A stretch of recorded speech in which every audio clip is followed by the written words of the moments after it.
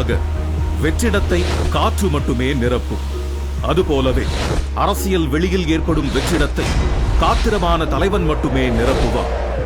அரசியல் உலகின் அறமும் அதுதான், தவமும் அதுதான், வரமும் அதுதான். தமிழக அரசியலில் மக்களுக்கு கவசமாக இருந்த மாபெரும் ஆளுமைகள் மறைந்த பின்னர் தமிழக அரசியல் களத்தில் ஒரு பெரும் வெற்றிடம் ஏற்பட்டது.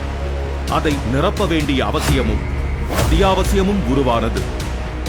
காலம் தன் தேவையை தானே நிறைவேற்றிக் கொள்ளும். அந்த அடிப்படையில் ஓர் அரசியல் தேவை ஏற்படும் போதுதான் மாபெரும் அரசியல் இயக்கம் தோன்றும். அப்படி தமிழக அரசியல் களத்தின் தேவைக்காக உதித்த இயக்கம்தான் தமிழக வெற்றி கழகம். இந்த இயக்கத்தின் காத்திரம் மிக்க, வசீகரம் மிக்க, ஆளுமை மிக்க தலைமைதான் நம் வெற்றி தலைவர் விஜய் அவர்கள். கட்சியின் அமைப்பு, தலைமை கழக நிர்வாகிகள் மற்றும் செயற்குழு உறுப்பினர்கள் 110 பேருடன் ஆலோசனை கூட்டம் நடத்தப்பட்டு அதற்கான அறிவிப்பு வெளியிடப்பட்ட அந்த நாள்தான் 2024ஆம் ஆண்டு பிப்ரவரி மாதம் 2ஆம் தேதி. அன்றே இந்திய தேர்தல் ஆணையத்திலும் அரசியல் கட்சி பதிவுக்காக விண்ணப்பிக்கப்பட்டது. தலைவர், பொதுச் செயலாளர், பொருளாளர், தலைமை நிலைய செயலாளர் மற்றும் கொள்கை பரப்பு துணை செயலாளர் என தலைமை கழகத்தின் முக்கிய நிர்வாகிகளை அறிவித்தார் நம் வெற்றி தலைவர். பாண்டிச்சேரியில் பாலியல் வன்முறைக்கு ஆளான பெண்ணுக்காக ஓங்கி குரல் கொடுத்த கண்டன அறிக்கைதான் தலைவரின் முதல் அரசியல் அறிக்கை. பெண்களுக்கான முக்கியத்துவத்தை கழகத்தின் தன் இயல்பாகவே ஆக்கினார் நம் வெற்றி தலைவர். கட்சிக்கான உறுப்பினர் சேர்க்கை அணிக்கு கட்சியின் பெண் தோழர் ஒருவரையே பொறுப்பாளராக அறிவித்ததே அதற்கு சாட்சி. கட்சியில் உறுப்பினராக சேர்வதற்கு வாக்காளர் அடையாள அட்டை எண்ணும் ஆதார் எண்ணும் கட்டாயம் என்று அறிவிக்கப்பட்டது. உறுப்பினர் சேர்க்கைக்கென தனி செயலி ஒன்று மகளிர் தினத்தன்று அறிமுகப்படுத்தப்பட்டது.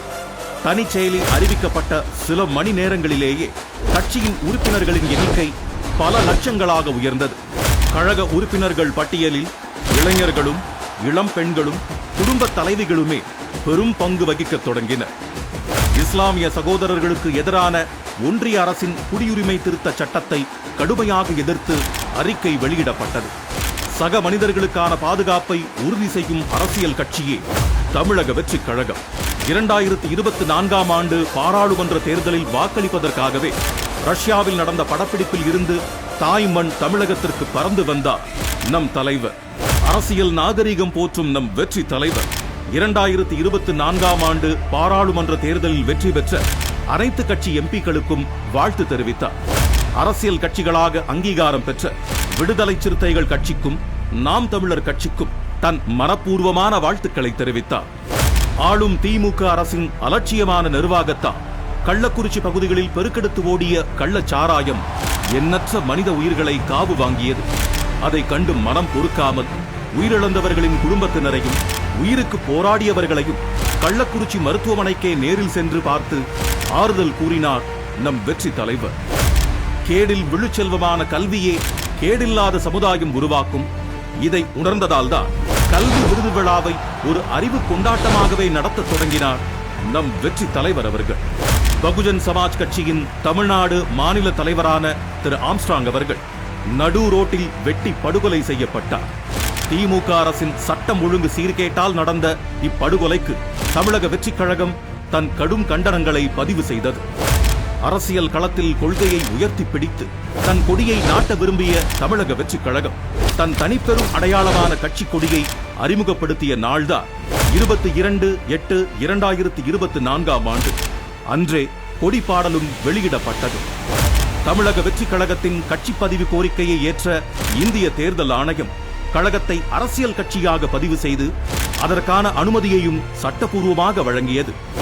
தந்தை பெரியாரின் பிறந்த நாள் அன்று சிங்கத்தின் குகைக்கே சென்று சிறப்பு செய்தது போல தந்தை பெரியார் உலவிய பெரியார் திடலுக்கே சென்று மலர் மரியாதை செய்தார் நம் தமிழக வெற்றி கழக தலைவர். கட்சியின் கொள்கைகளை, செயல் திட்டங்களை அறிவிக்க கட்சியின் முதல் மாநில மாநாட்டை விழுப்புரம் மாவட்டம் விக்கிரவாண்டி அருகில் உள்ள வி சாலையில் நடத்த முடிவெடுத்தார் நம் தலைவர். அந்த மாநாட்டிற்கு வெற்றி கொள்கை திருவிழா என்றும் பெயர் சூட்டினார். அதற்கான அறிவிப்பையும் வெளியிட்டார்.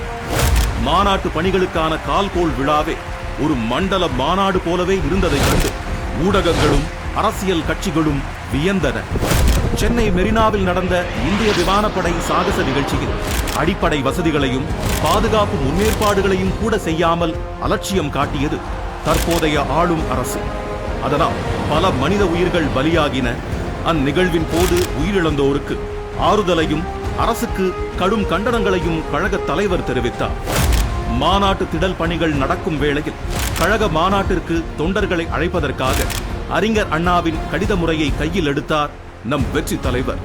அவர் எழுதிய 3 கடிதங்களும் அரசியல் அரங்கில் விவாதங்களையும் தொடங்கி வைத்தன. மாநாட்டில் கழகத்தின் கொள்கை தலைவர்களை அரசியல் உலகமே அதிர அறிவித்தார் நம் வெற்றி தலைவர். கொள்கைகளையும் செயல் திட்டங்களையும் கட்சியின் தோழர்களை வைத்தே அறிவிக்க வைத்தார். தன் அரசியல் நிலைப்பாடான அதிகார பகிர்வை கட்சியில் இருந்தே தொடங்கினார். உணர்வு பூர்வமாக அமைந்த வெற்றி தலைவரின் மாநாட்டு சிறப்புரையை கேட்டு உலகமே பிரமித்தது. மாநாட்டுக்கு பிறகான மாதங்களிலும் அந்த பேச்சே பேசு பொருளாகவும் பெரும் விவாத பொருளாகவும் இருந்தது. மாநாட்டின் பிரம்மாண்ட வெற்றிக்கு நன்றி தெரிவித்து 4வது கடிதத்தையும் எழுதினார் நம் கழக தலைவர். தேசியத்தையும் தெய்வீகத்தையும் போற்றிய மாபெரும் தலைவரான ஐயா பசும்பொன் முத்துராமலிங்க தேவரின் குரு பூஜை நாளன்று அவரது உருவ படத்திற்கு மலர் தூவி மரியாதை செலுத்தினார் நம் வெற்றி தலைவர். மாநாட்டு திடலில் திரண்டிருந்த கட்டுக்கடங்காத மக்கள் வெள்ளத்திற்கு அணை போட இயலாத சூழலில் மக்களின் பாதுகாப்பு கருதி தீர்மானங்கள் நிறைவேற்ற இயலாத சூழல் உருவானது. அதனால் மாநாட்டு தீர்மானங்களை நிறைவேற்றுவதற்காகவே கழகத்தின் செயற்குழு கூட்டம் நடத்தப்பட்டு அதில் 26 தீர்மானங்கள் நிறைவேற்றப்பட்டன. கிண்டி அரசு மருத்துவமனையில் பணிபுரிந்த மருத்துவர் தாக்கப்பட்டதற்கு தமிழக வெற்றிக் கழகம் தன் கண்டனத்தை பதிவு செய்தது. திருவண்ணாமலை பகுதியில் நிலச்சரிவின் போது நடந்த உயிரிழப்புகளுக்கு தன் இரங்கலையும் வருத்தத்தையும் பதிவு செய்தது தமிழக வெற்றிக் கழகம். அரசின் பேரிடர் முன்னேற்பாடுகளில் இருந்த தொய்வை சுட்டிக்காட்டியதோடு குட்டியும் காட்டியது. தமிழக வெற்றிக் கழகத்தின் கொள்கை தலைவர்களில் ஒருவரான அண்ணல் அம்பேத்கர் பற்றிய எல்லோருக்குமான தலைவர் அம்பேத்கர் நூல் வெளியீட்டு விழாவை விகடன் குழுமம் நடத்தியது. விழாவில் நூலை வெளியிட்டு பேசினார் நம் வெற்றி தலைவர். எப்போதும் போல அவரது இந்த பேச்சும் விவாதங்களை எழுப்பியது. கழகத்தின் கொள்கை தலைவர்களில் ஒருவரான அண்ணல் அம்பேத்கரை ஒன்றிய அமைச்சர் அமித்ஷா அவர்கள் அவமதிக்கும் வகையில் பேசியதற்காக கழக தலைவர் தன் கடும் கண்டனங்களை வெளியிட்டார். நம் கழகத்தின் கொள்கை தலைவர்களான தந்தை பெரியார், வீரமங்கை வேலு நாச்சியார் ஆகியோரின் நினைவு தினத்தில் அவர்களுக்கு மலர் மரியாதை செலுத்தப்பட்டது. அண்ணா பல்கலைக்கழக மாணவிக்கு நேர்ந்த பாலியல் வன்கொடுமைக்கு தமிழக வெற்றிக் கழகம் தன் கண்டனங்களை தெரிவித்தது. பெண்கள் பாதுகாப்பில் அலட்சியமாக இருக்கும் ஆளும் திமுக அரசை மிக கடுமையாக எச்சரிக்கையும் செய்தது.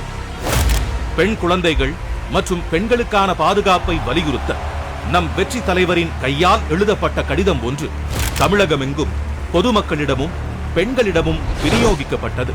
அது ஏதோ மாபெரும் கொடும் குற்றம் என்பது போல நினைத்து ஆளும் திமுக அரசு நம் கழக தோழர்களை சென்னையில் கைது செய்தது.